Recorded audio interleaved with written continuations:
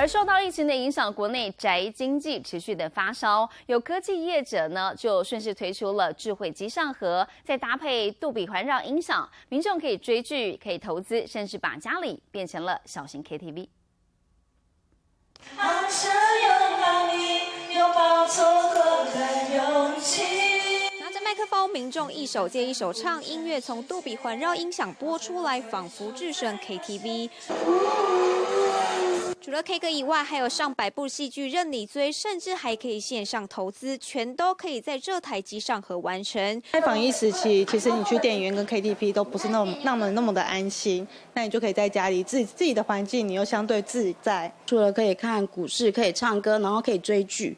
有科技业者看准宅经济，推出智慧机上盒，它可以同时支援 4K 画质以及5.1杜比环绕音效，满足大家视觉与听觉的享受，甚至串联其他设备，直接让客厅变成家庭剧院。业者看准5G 发展，未来还可以远距互动。液晶电视尽量都薄型化，但是薄型化对本身音响的效果的呈现是不佳的。所以我们把所有的影音的串流服务全部放在里面。5G 是现行4G 的速度大概有20倍到30倍以上。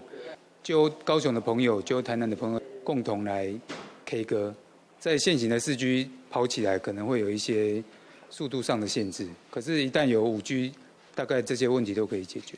希望在今年到明年这个1年多的时间，希望可以创造30万以上的用户。这一台就是目前我们有量产的98寸，对比旁边55寸家用型电视，足足大好几倍。智慧机上盒的串联服务，搭配上超大荧幕的新科技，让宅在家的视听享受也越来越高级。《新闻》综合报道。